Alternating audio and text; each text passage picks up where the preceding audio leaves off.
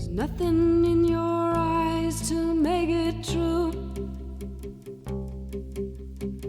You'll hold me close, but soon you'll let me go.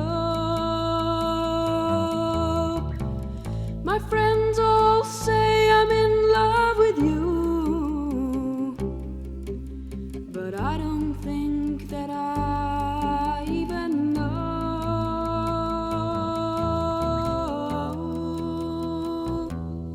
what love is. There's nothing in your life to make me live. Oh, you gotta let me go. I cannot find myself. Location of the teenage premises here is on a very historic site indeed, is that the back wall of the tavern is part of the ancient city, Anglo-Norman walls of the city. T&H's became the into the ownership of Liam Clancy, who was one of the Clancy brothers. The famous Clancy brothers who made their names in America, originally from Carrick-on-Shore.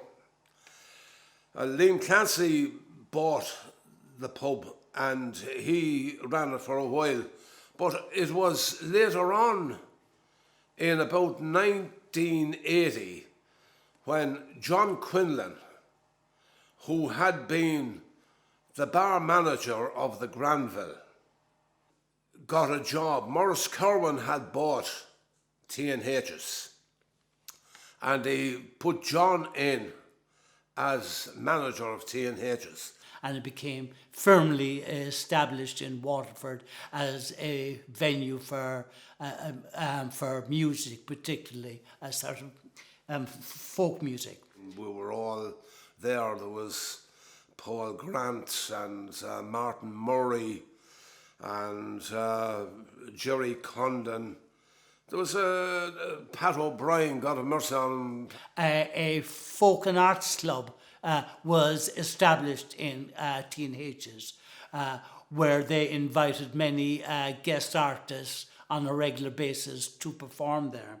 As it happened, we said folk music was on Wednesday night.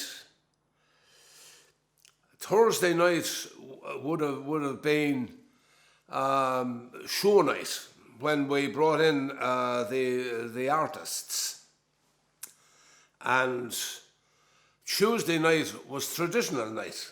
It was still going strong in the 1980s when I had encountered as a teacher in Newtown School a then 15-year-old student who showed great promise as a singer and a guitarist, and used to play around the school. And Joe Falvey, who, if anyone knows Joe Falvey, he is the most persistent man I have ever come across in all my life. I approached Martin O'Malley, would he be willing to give this young 15, 16-year-old a support slot in the near future for one of the shows.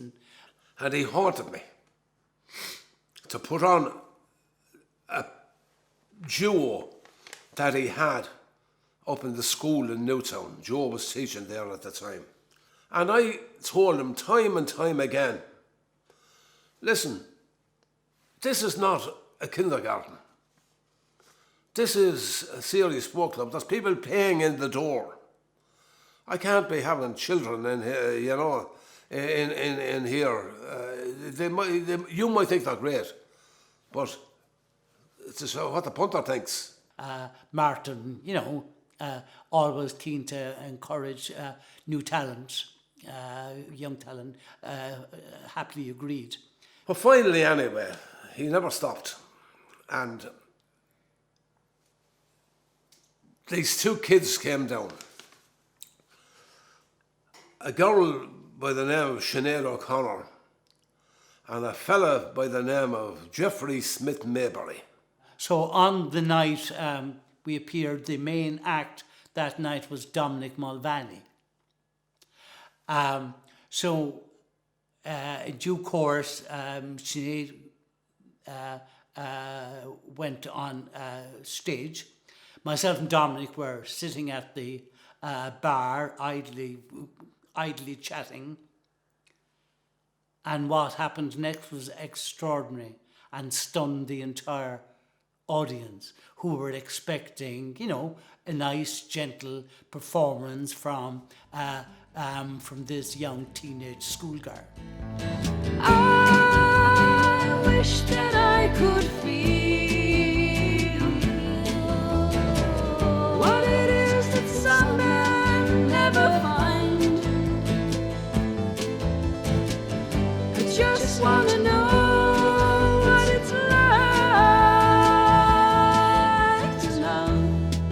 Is it true or unkind?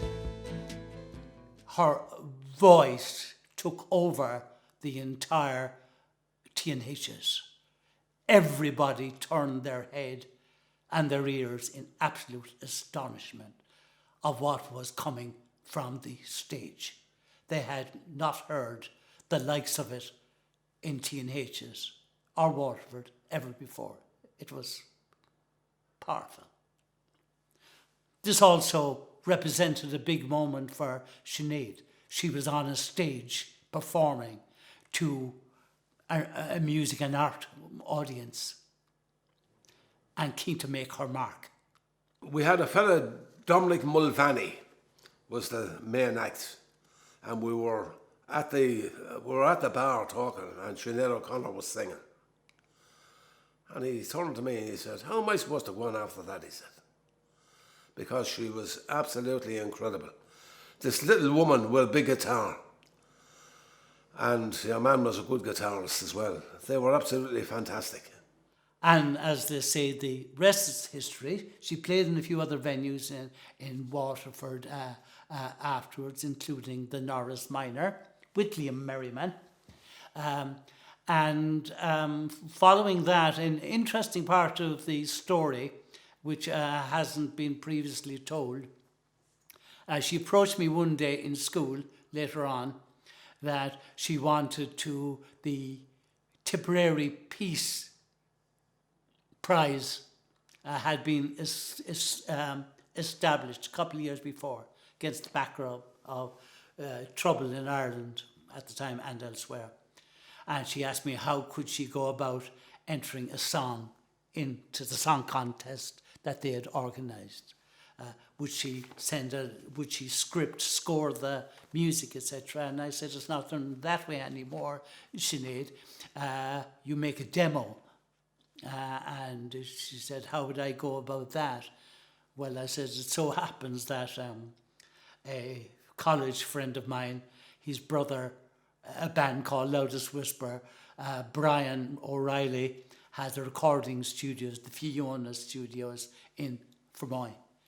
I'll contact him and ask him, would he record some of your songs? And you could send that in.